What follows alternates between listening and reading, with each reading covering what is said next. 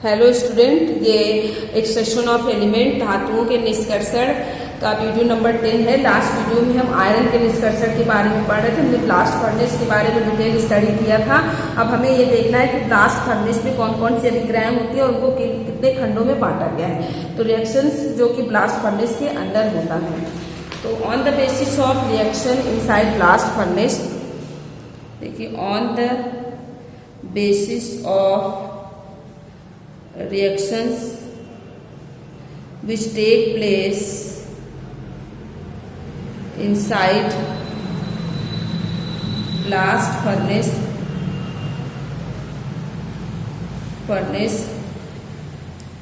it is divided into 4 zone. इन्हें 4 खंडों में बांटा गया है। ब्लास्ट फर्नेस को कितने खंडों में बांटा गया है? 4 खंडों में बांटा गया है उसके अंदर होने वाली अभिक्रियाओं के आधार पर। तो पहला भाग देखिए, फर्स्ट भाग क्या है हमारा, that is combustion zone. Combustion zone,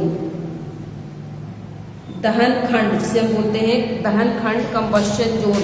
और देखिए अब सिर्फ टेम्परेचर आपको देखना है। कंबस्शन जोन सबसे लोअर पार्ट है। कंबस्शन जोन जो है सबसे नीचे वाला पार्ट है।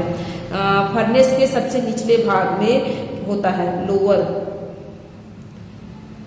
इसका टेम्परेचर देखिए सबसे पहले। टेम्परेचर कंबस्शन जोन का टेम्परेचर कितना होता है? 273 kelvin. It take place at lower part of blast furnace. Clear? Blast furnace के सबसे लोअर पार्ट में। अब इसमें होता क्या है, इसमें इस पार्ट में रिएक्शन क्या होता है, कार्बन ऑक्सीजन के साथ रिएक्ट करके कार्बन डाइऑक्साइड बना लेते हैं। इतना होता है। अब नेक्स्ट है हमारा दूसरा भाग क्या है, देखेंगे second part, that is fusion. Fusion zone नीचे से ऊपर की तरफ जा रहे हैं। नेक्स्ट है हमारा फ्यूजन जोन, गलन खंड। पहला दहन था, दूसरा क्या है, फ्यूजन जोन, गलन खंड। इसका टेम्परेचर कितना होता है, ये कितने टेम्परेचर पे होता है? 1573 केल्विन टेम्परेचर पर होता है। इस पार्ट में क्या रिएक्शन होते हैं, कार्बन डाइऑक्साइड कोक से रिएक्ट करके कार्बन मोनोऑक्साइड बना देता है। थर्ड हमारा that is slag formation. Slag formation zone, धातुमल खंड, जिसमें कि इस भाग में क्या होता है, देखिए कंबस्शन जोन, इसमें कार्बन का दहन हो रहा है। फ्यूजन जोन, इसमें कार्बन मोनोऑक्साइड बन रहा है। और स्लैग, ये दहन खंड, गलन खंड, ये क्या होगा, धातुमल खंड। इसमें इस भाग में धातुमल बनता है। कितने टेम्परेचर पे? टेम्परेचर कितना होगा दहन खंड का?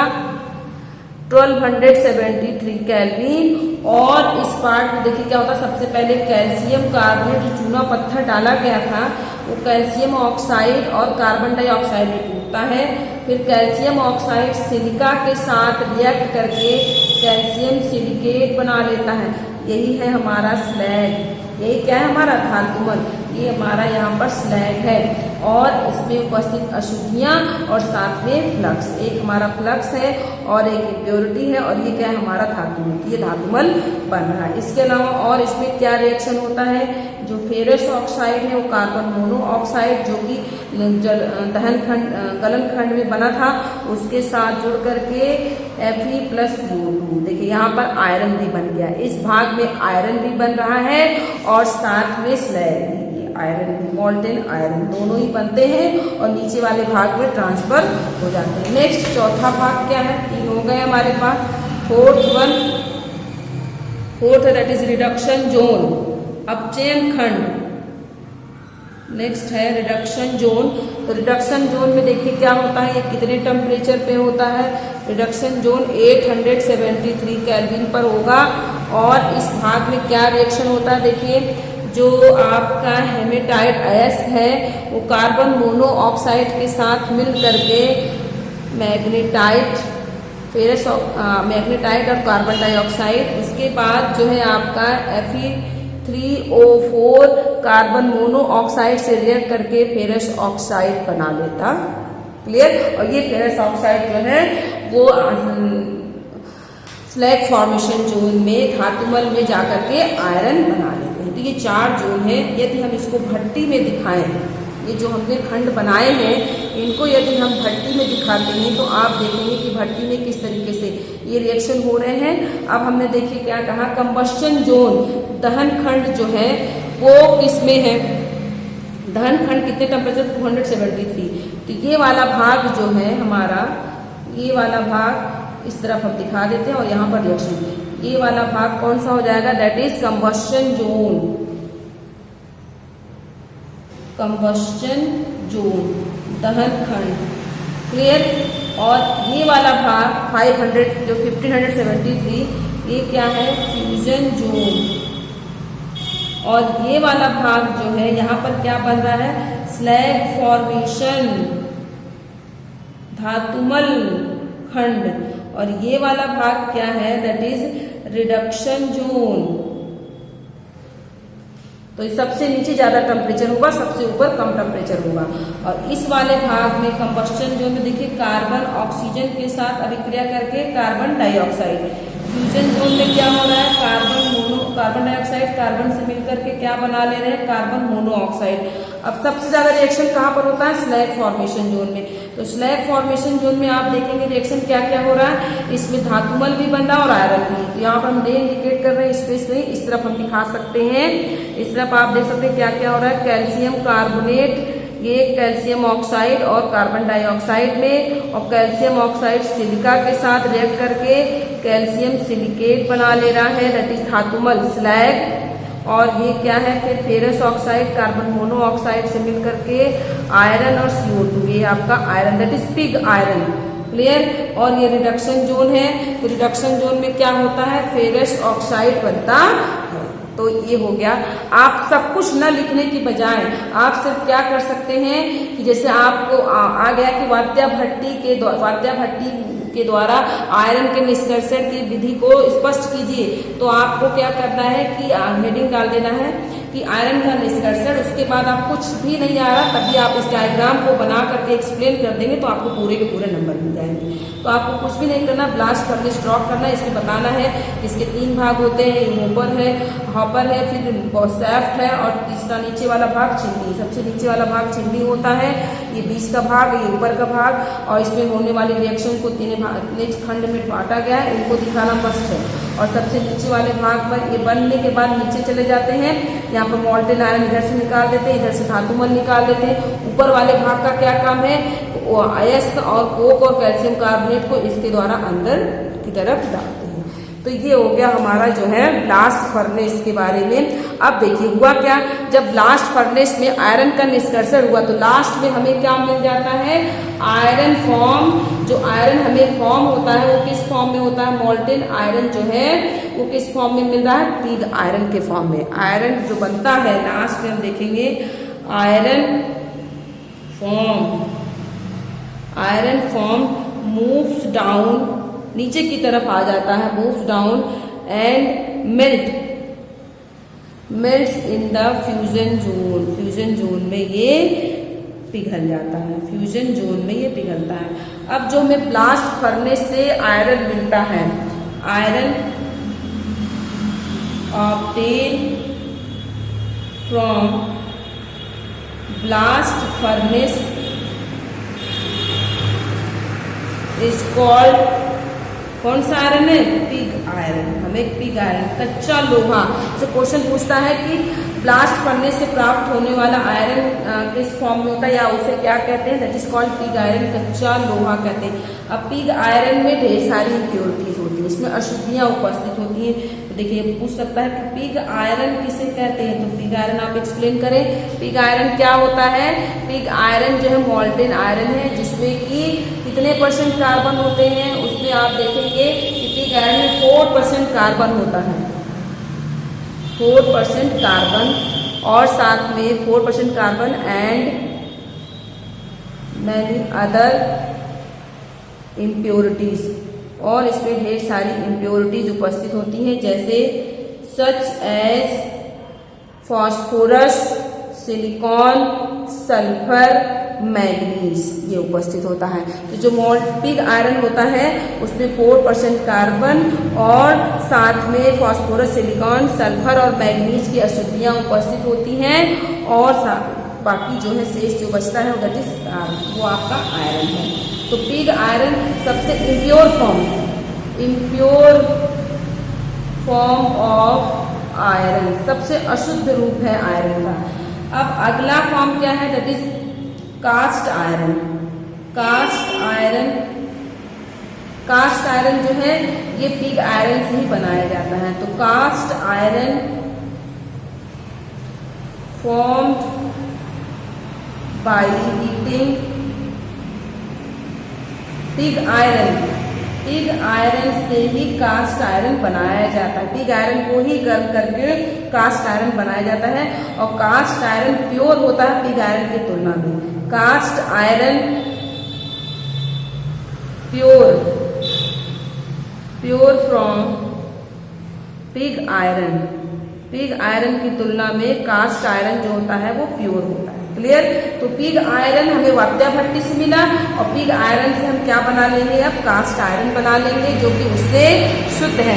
कितने परसेंट शुद्ध है, इसमें क्या क्या चीजें उपस्थित होती है, कितनी अशुद्धियां होती है, तो देखेंगे कास्ट आयरन में जो है 2 to 5% कार्बन होता है। इसमें 2 से 5% कार्बन, 5% ऑफ कार्बन, इसमें 2 से 5% कार्बन होता है। इसके अलावा एंड अदर इम्प्योरिटीज इसमें क्या क्या होती हैं, अदर इम्प्योरिटीज आप देखेंगे जैसे फास्फोरस है, सल्फर है, सिलिकॉन है, मैग्नीज है उपस्थित होता है। देखिए कुछ इसमें इम्प्योरिटीज कम हो जाती हैं। तो ये बीच का आयरन है, ये जो है पिग आयरन से ज़्यादा शुद्ध होता है, पिग आयरन से बनाया जाता है। तो नेक्स्ट है हमारे पास तीसरा दैट इज स्टील। स्टील भी आयरन से ही बनाया गया है, पिग आयरन से ही। इसमें क्या होता है देखिए स्टील में it contain 0.1 to 1.5% carbon and other impurities इसमें उपस्थित होती हैं। उसके बाद आ जाता है चौथा हमारा फॉर्म है रफ्ट आयरन। रफ्ट आयरन सबसे इंपॉर्टेंट चीज, ये प्योरेस्ट फॉर्म है of iron. It is a purest form of iron. ये आयरन का सबसे प्योर फॉर्म है, ये आयरन का सबसे प्योरेस्ट फॉर्म है। क्लियर? अब देखिए इसमें अशुद्धियां कितनी होती हैं, ये कितना परसेंट प्योर होता है। तो इसमें देखेंगे कार्बन जो है और other impurity less than 2.4%। Carbon and other impurities less than 0.2% इसमें। तो इसमें सबसे कम अशुद्धि उपस्थित होती है। क्लियर? तो कहने का सिंपल सा मतलब ये है कि पिग आयरन जो है, पिग आयरन इम्प्योर फॉर्म है, ये सबसे इम्प्योर आयरन है। और जो आपका रफ्ट आयरन है वो सबसे प्योर फॉर्म है, प्योर आयरन है। क्लियर? ये इम्प्योर फॉर्म ऑफ आयरन है और ये सबसे ज्यादा शुद्ध आयरन है। स्टील और कास्ट आयरन इनके बीच का है। तो यहाँ पर आयरन का निष्कर्षण जो है समाप्त हो जाता है। अब हम इसके यूजेस के बारे में या फिर इसका जो एलॉय है इसको हम अपने से भी स्टडी कर सकते हैं। हम नेक्स्ट टॉपिक डिस्कस करेंगे that is extraction of aluminium. Next हमारा है extraction of aluminium.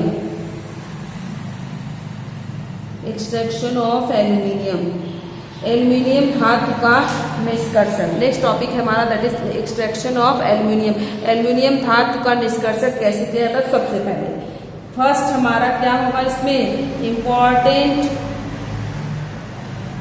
Important ore of aluminium. किसी भी धातु का निष्कर्षण करना तो सबसे पहले उसका हम अयस्क देखते हैं। तो फर्स्ट है हमारा first ore that is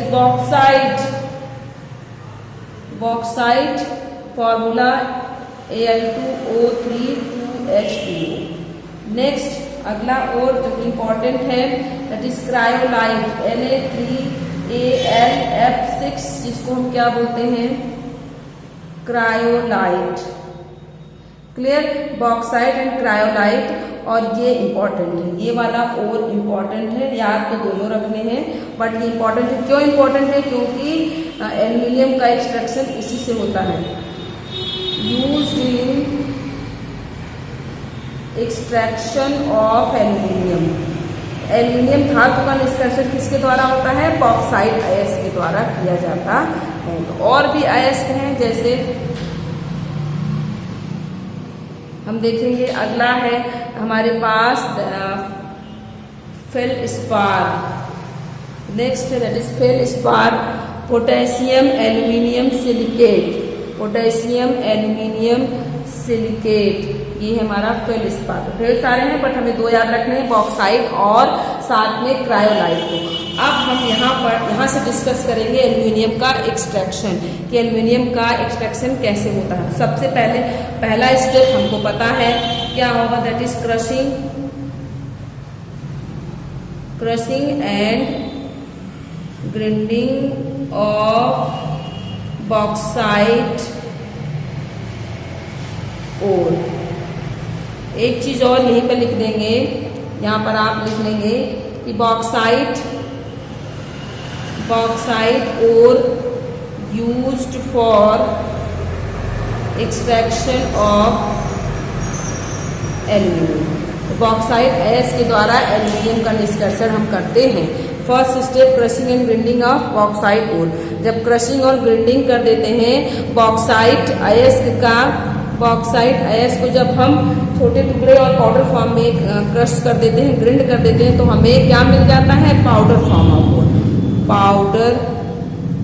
powdered ore हमें मिल जाता है। इस प्रोसेस से हमें और किस फॉर्म में मिल जाता है? Powdered ore. और जब ये प्रोसेस हो जाएगी क्रशिंग एंड ग्राइंडिंग, तो सेकेंड स्टेप क्या हमारा होता है, that is concentration of ore. तो बॉक्साइट अयस्क का सांद्रण, कंसंट्रेशन ऑफ ओर, बॉक्साइट अयस्क का हम सांद्रण करते हैं। बॉक्साइट अयस्क का सांद्रण किस विधि के द्वारा होता है? तो बॉक्साइट अयस्क का जो सांद्रण है वो लीचिंग प्रोसेस के द्वारा होता है। किसके द्वारा? लीचिंग प्रोसेस, जो कि एक प्रकार की रासायनिक अभिक्रिया है। और इसके लिए जो है बॉक्साइट अयस्क के सांद्रण की जो लीचिंग विधि है उसमें कई हैं, जैसे बेयर प्रोसेस है, हाल प्रोसेस है, सरबेक प्रोसेस है, जिसमें हम किसी एक प्रोसेस को डिस्कस करेंगे। तो बॉक्साइट अयस्क का कंसंट्रेशन किसके द्वारा होता है? Concentration of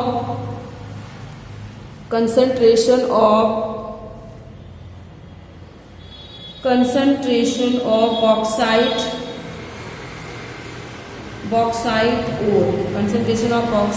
ore is carried by leaching process, जो कि एक प्रकार की रासायनिक प्रक्रिया है। इसको भी हम ऑलरेडी डिस्कस कर चुके हैं। क्लियर? तो किसके द्वारा हो रहा है? लीचिंग के द्वारा हो रहा है। तो लीचिंग प्रोसेस के द्वारा बॉक्साइट अयस्क का कंसंट्रेशन होता है। क्लियर है? अब इसमें रिएक्शन होगा, किसके द्वारा होगा? इसमें देखिए सिंपल सा बस रिएक्शन आपको दिखाना है। पहले एल्यूमिना Al2O3 जो है बॉक्साइट जो है ये सोडियम हाइड्रोक्साइड के साथ रिएक्ट करता है और क्या बना लेता है? एल्यूमिनियम हाइड्रोक्साइड का कॉम्प्लेक्स। क्लियर? उसके बाद सेकेंड स्टेप में क्या होगा आपका? सोडियम एल्यूमिनियम हाइड्रोक्साइड का कॉम्प्लेक्स जो है इसको कार्बन डाइऑक्साइड के साथ गर्म करते हैं तो क्या बनाता है? एल्यूमिनियम हाइड्रोक्साइड एंड साथ में सोडियम कार्बोनेट। क्लियर? और थर्ड स्टेप में क्या होगा? जो आपका एल्यूमिनियम हाइड्रोक्साइड मिला है वो 1470 केल्विन टेम्परेचर पर गर्म करने पर एल्यूमिना में कन्वर्ट हो जाता है, एल्यूमिना प्राप्त होता है। ये क्या है? एल्यूमिना ऑक्साइड फॉर्म, ऑक्साइड और ये ऑक्साइड फॉर्म में हमें मिल गया क्योंकि हमने क्या क्या कंसंट्रेशन से बॉक्साइट में जो जो हाइड्रेटेड वाटर था इसको रिमूव कर दिया, हमें रिमूव किया, दैट इज लीचिंग प्रोसेस। तो देखिए कंसंट्रेशन ऑफ अयस्क हमने किया तो हमें ये मिल जाएगा, क्लियर है, ये हमको मिल जाएगा। लीचिंग प्रोसेस के द्वारा हमें सीधे ऑक्साइड फॉर्म, ओर का ऑक्साइड फॉर्म मिल जाता है। अब हम क्या करते हैं, जब हमें ओर ऑक्साइड फॉर्म में मिल जाएगा तो हम इसको क्या करेंगे, यहाँ पर ना तो कैल्सिनेशन होगा और ना ही रोस्टिंग होती है, यहाँ पर सीधे क्या हो जाता है, अपचयन हो जाता है, सीधे हम एल्यूमिनियम का अपचयन करते हैं। तो नेक्स्ट प्रोसेस है reduction of, next step that is third step,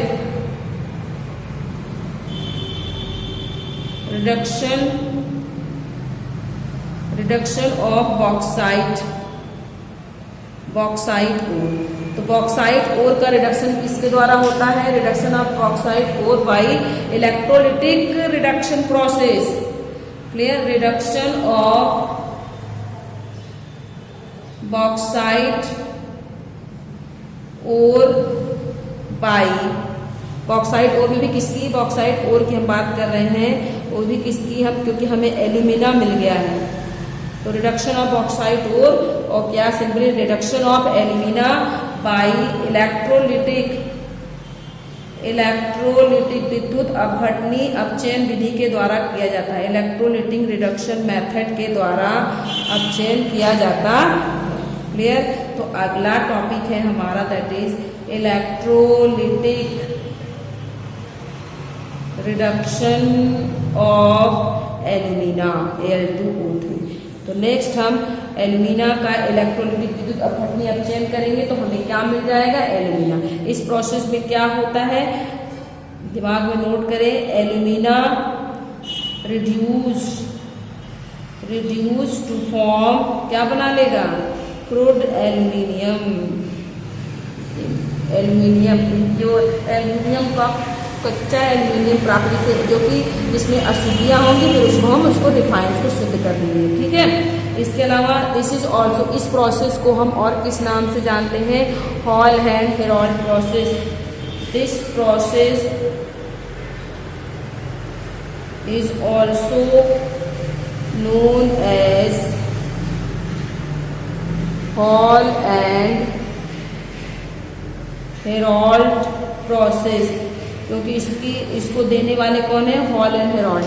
तो हॉल एंड हेरोल्ड ने दिया था, इसलिए हम हॉल हेरोल्ड प्रोसेस भी कहते हैं। तो अब हम आगे क्या डिस्कस करेंगे, इसी इलेक्ट्रोलिटिक रिडक्शन को किस नाम से, हॉल एंड हेरोल्ड प्रोसेस। इसमें क्या होगा, एल्यूमिना रिड्यूस्ड इनटू एल्यूमिनियम। आगे हम नेक्स्ट वीडियो में डिस्कस